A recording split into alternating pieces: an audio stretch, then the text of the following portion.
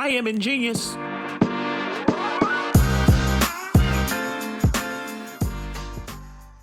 Welcome to another edition of I Am Ingenious, and I'm your host, Teton Moffitt. This is a wonderful program, and I'm really excited about a good old but new friend of mine. I'm sitting before a doctor of mental health. She's going to give you a whole lot of information. I might just consider doing another show with her. But let me give her an opportunity to introduce herself, Mrs. Danita Morales Ramos. Yes, how PhD. are you? Yeah, clinical psychology. And our conversation is mental health, and I want to dig deep into this dialogue. But first, we want to know a little bit more about you. Okay. I know you're from the area. You are allegedly a Phoebus Phantom, and I'm fortunate I had to mention that on this microphone. Yes, I am. But you are a mental health professional, and a lot of times we don't have these conversations in our community. So can you just give me a little background on who you are and a little bit about what you do? Because I'm just excited to have this conversation. It's very necessary, and I think that we're going to have an intentional dialogue dealing with the issue of mental health. Okay. So we're going to have a conversation is what I tell my clients when they come see me. A conversation that in an African-American community we don't have enough of, as you're saying, and it is for cultural reasons, and we'll probably get more into that a little bit later. I own a business called Assert Yourself LLC, Mindset Coaching and Counseling. But that's a hip hop version of a coaching and counseling. So you got somebody look at that. Well, wait a minute, she can't spell assert yourself. Right? Let's talk about that. That's what I want them to think, that I can't spell it because I played on the words on purpose. I want that to stand out. I believe that in the African American community and other communities and cultures that people have a hard time really asserting themselves in their communication, in their behaviors, in their lifestyle, due to fear of what other people may think or going against the status quo. And I believe that keeps them from living their best quality of life, as well as it also contributes to mental health problems. So I provide therapy, I provide coaching services to help individuals, families, and couples to work through the concept of being unassertive in order to help them and teach them to assert themselves in our community and abroad. Wow. I'm just thoroughly impressed because, you know, it's good to see people in our community that we grow up in this community. A lot of people we have interacted with have left the city and have done some great things, and some who are still here or who have came back and are doing greater things. And so it's exciting to talk with you about this issue of mental health and the impact of it in our community. Let's dig in. So when you hear the term mental health, right? What does that really mean in our community, and how do we deal with this conversation of mental health? Because a lot of times, I don't have no mental health issues. I'm not dealing with no depression. That ain't my thing. We're supposed to keep our mouth shut and just deal with it. Be strong. Can you talk about some of the challenges in our community and why we kind of resist the idea that I need to sit down on that white couch with them incense burning and just relax and release some of this trauma and pain that I have suffered through my life? Right. Why is that necessary? Well, you see my shirt? This is part of my promo for my book, I Am a Voice. Okay. All right. And this voice is about being assertive. It's about understanding what you said, what mental health is. Mental health affects the most important part of our body, our brain, our minds, the thing that gets us tells ourselves to get up and go in the morning and things like that. And so in our culture, we don't talk about mental health. I often give the example is that I could be at a luncheon or something like that with predominantly Caucasians and hear them talk about their anxiety and their depression and things like that. But the only time, for the most part, until I got into this field that I heard any African Americans talking about it was if I heard a grandma say, I got to take my nerve pill. Wait. I ain't never heard that one. I got to take my nerve pill. What is that, like a cert? or Altoid? I don't know what it was, but that was the close you ever heard about mental health. And we still didn't call it mental health then. Wow. It meant mostly that you was getting on your grandma's nerves. Right. And you better go somewhere and sit down. Right. But in all seriousness, we don't talk about it. Right. And the silence is killing us. That's why, again, I'm a voice to advocate for our culture, to talk more about mental health, such as what you're doing, having this interview so that people can hear more about this. Right. And so we've been taught culturally within our culture, right, and in society that we can't talk about mental health. For example, an African-American man may already have a tick on his resume, right, because he's black. God forbid I let someone know that I have depression or PTSD. Now I'm a black man with depression or PTSD. Wow. I'm a threat. Right. Okay. Right. And so I'm not saying that's true. I'm saying that's perception. And that if I have that perception as a black man, then I'm definitely not going to walk into a white person's therapy office. And why would I say white person's therapy office? Because there's less than 6% of psychologists that are African Americans. So you, if you go, would not likely see someone that looks like you, someone that may be able to relate to those experiences that you have as an African American male. So why is that so much dealing with race? Why is that? Why is it because, why couldn't it be an Asian doctor that I go see? Why does it have to be a black-white concept or conflict? Well, I think it's common knowledge in our culture. We're taught we can't trust the white man, Okay. Again, I'm not saying that's true. I'm saying that if that's a mindset. Absolutely. Okay. And I want to debunk that because one of my first counselors was a Caucasian person, Actually, I felt for a long time more comfortable talking to Caucasians because I thought they were the only ones that were qualified. I didn't know any black psychologists, right? So he's like, look, I'm just going to go to the white psychiatrist. He's qualified. Right. Yeah. I'm saying it kind of jokingly, but actually there was no one else for me to see. Right. But anyway, that conversation about going to see a therapist is not one that you and I will be sitting at Thanksgiving talking about. Wow. So this has been an issue, 20 years old, 30-year-old issue. How long has this been an issue in our community, people of color? According to my research, it's been longer than 20, 30 years. I mean, I'm 43. I don't remember conversations about mental health being talked about probably until, let's see, I was in my mid-30s. And that related to me bringing the conversation into my culture. The one or two times that you heard it, it was swept under the rug because, quite frankly, that's not something that we need to talk about in public. It's kind of like how cancer used to be taboo. You never said the C word. Yeah. Never made mention of the C word. No one made mention of it. We're not going to talk about it. We're just like, whatever. So no one's going to make mention of the D word. You say you're depressed, you're going to hear, you better snap out of it. Or that I got a lot on my mind. You got a lot on your mind, or you letting the devil use you. Okay, no, stop. Look, expound on that.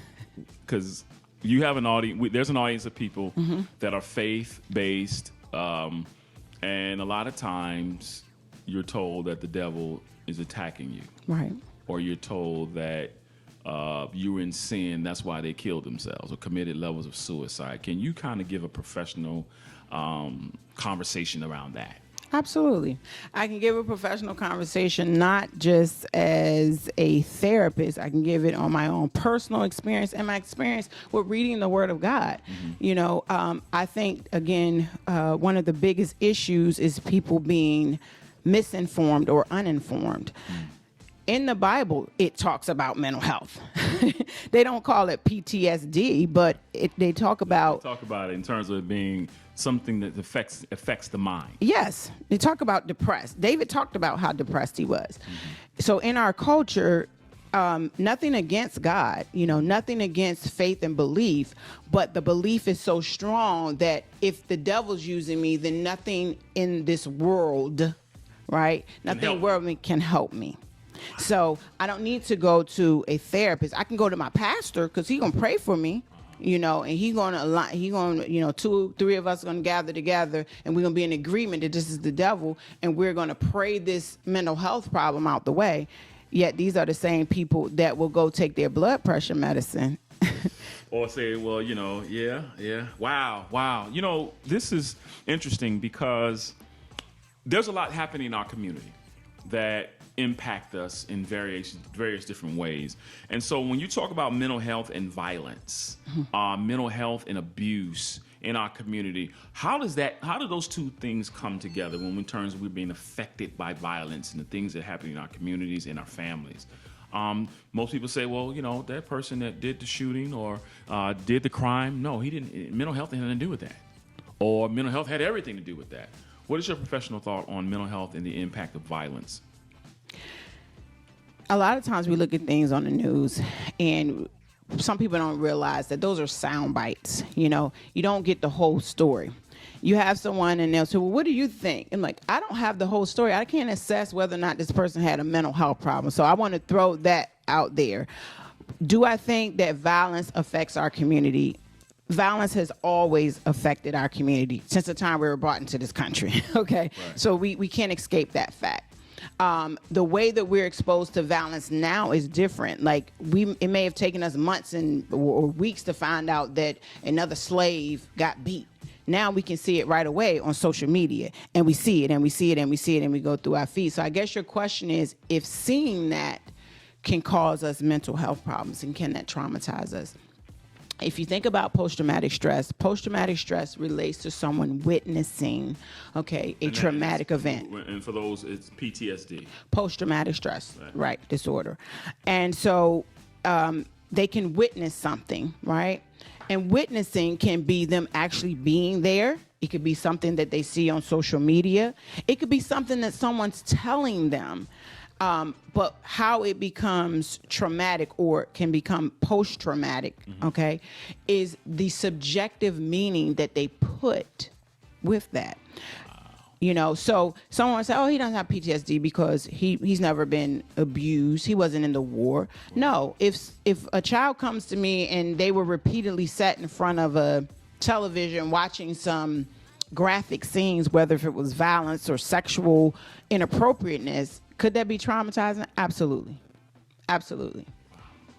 So we have to be honest about where we are in our community in terms of the challenge that we have in terms of mental health. Mental health has been a taboo word, right? And there's a lot of shame that comes with that.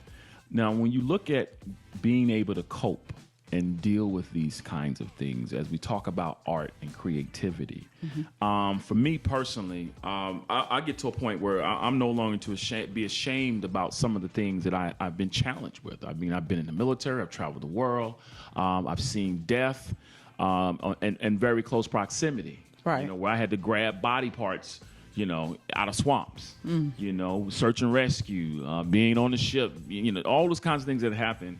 And I found ways to deal with variation of things that I'm challenged with by creativity. Right. There's moments when I'm not feeling like this is my good day, and I will take a camera, I'll go take a drone, and those who know me personally, professionally, they'll see some crazy creativity that pops up, and it's my level of therapy. Right. Can you talk about ways of utilizing creativity and art to kind of, I would say, soothe those moments of depression or whatever the things that an individual is dealing with?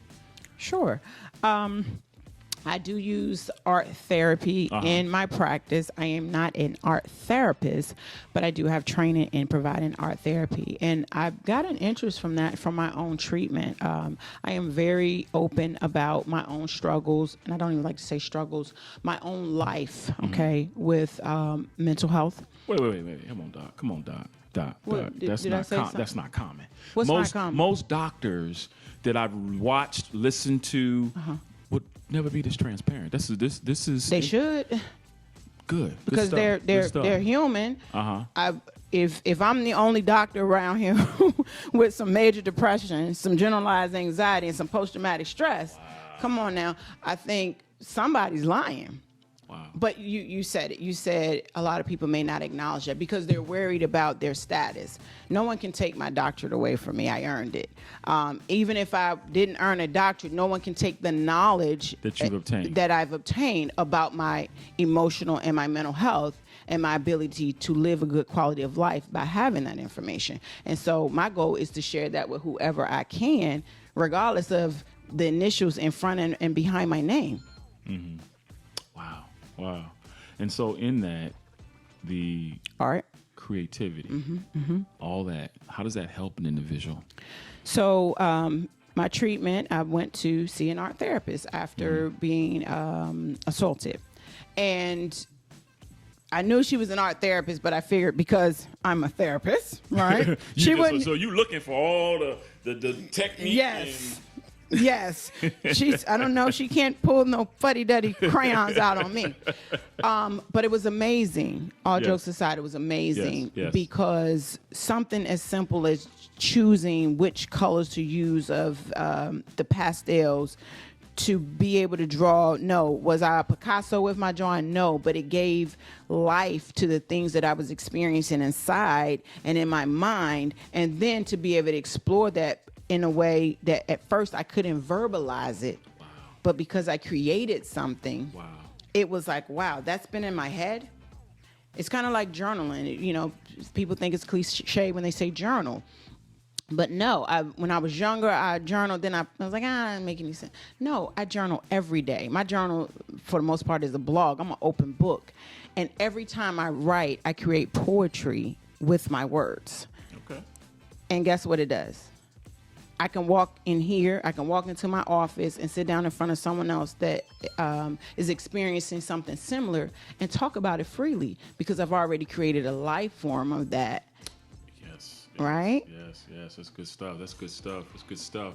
And so what would you recommend or what would you suggest to our community about the things that we need to do to overcome, to address, to get treatment? I mean, why is it so important that we acknowledge these deficits in our community? First of all, we need to tell the truth. We need to tell the truth about what we're experiencing. We need to stop being afraid. We need to use our voice. I'm so passionate about that thing.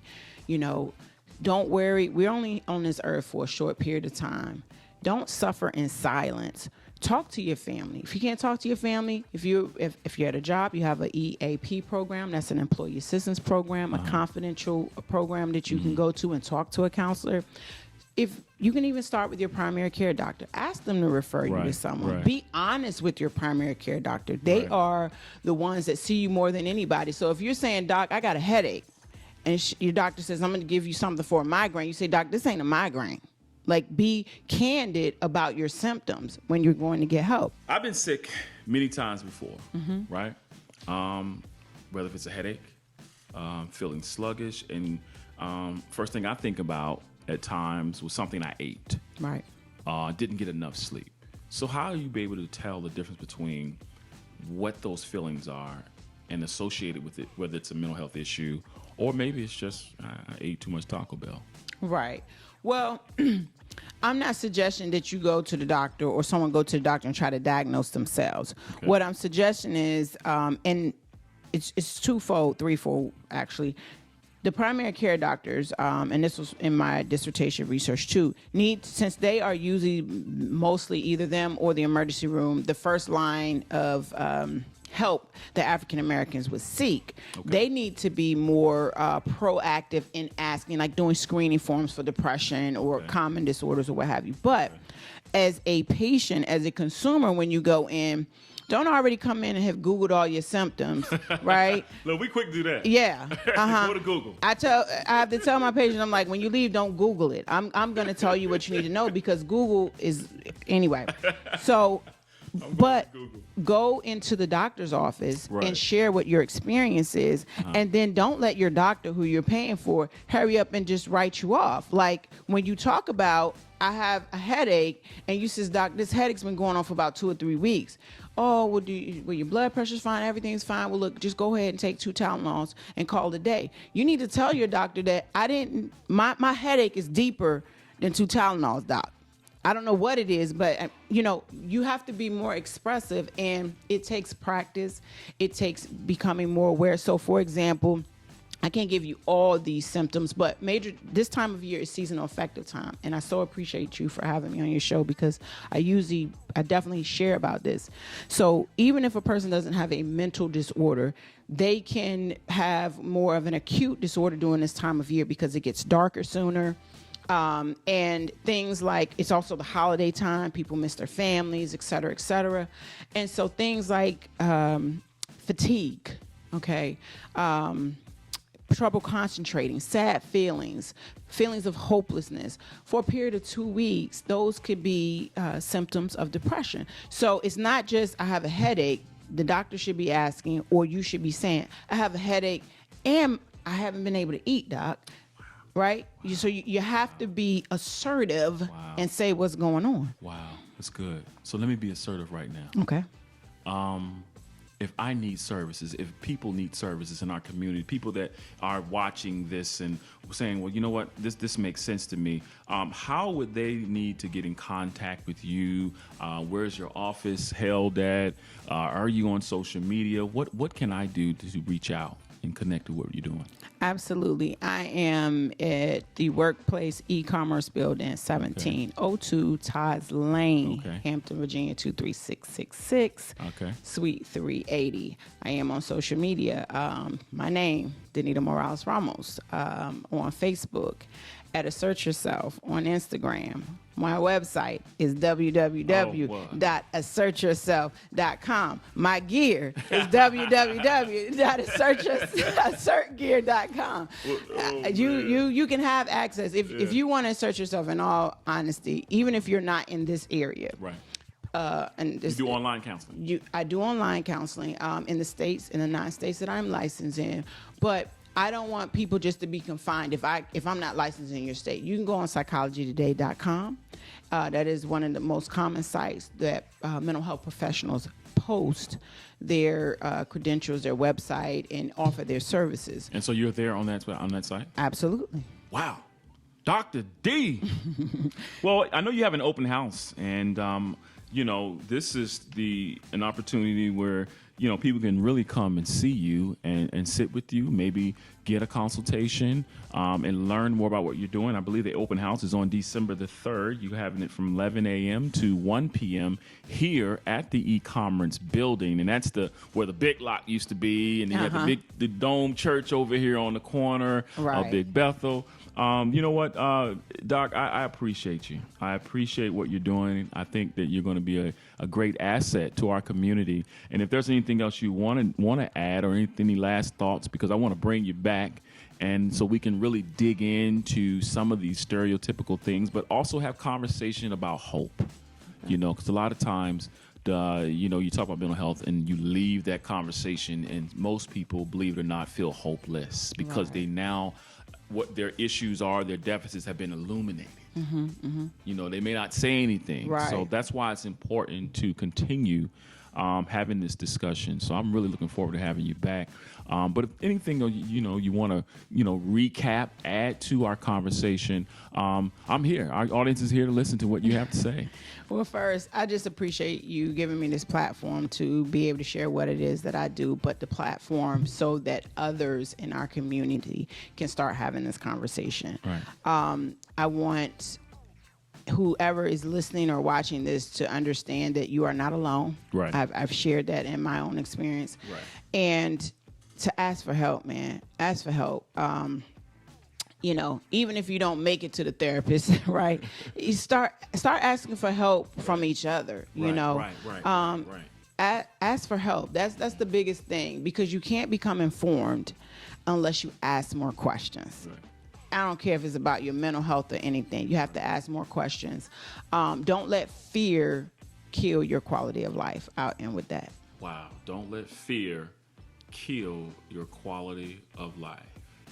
That's good stuff. That's really good. Hashtag mind changer. Right. Hashtag, don't let fear, alter or change your quality of life. Let me tell you something. I've been delighted. I think this is really good. Can I add my hashtag? Oh yeah, do your hashtag. Okay. I'm just making up them hashtags. Yeah, but now you might as well make some up, right? Hashtag insert yourself and hashtag what's in your mental wallet. What's in your mental wallet? Now, I do know that you do on your social media little excerpts. Yes. You have conversations about mental health and you encourage your audience of people. Where can I find? Where can we go back to Instagram and find those particular conversations again? What IG hashtag at what? At assert yourself. At assert yourself. Yep. And on Facebook, the ad is at tell mental help. You can find me there. Or my name. Absolutely. Okay. But not every day, but most days, I'm talking about mental health. And if it's not mental health, I'm talking about something that's empowering to change the mindset. That's where what's in your mental wallet comes from. Okay. Well, you know what? I want to add money in my mental wallet. I want to add let me start. Again, you having a grand opening on December the 3rd from 11 a.m. to 1 p.m. And I'm going to leave out of my office. I'm going to come down there and check it out and really get some vittles and meet the doctor. Yeah. And whatever. And some food. Yeah. It's going to add to my mental, physical That's how you being. get African Americans. Where you bring some food. But look, then we're going to have a conversation about mental health. Absolutely. I am ingenious. You are ingenious. Thank you so much for spending the kind of time with me to talk about mental health. And I look forward to bringing you back again. That's what's up.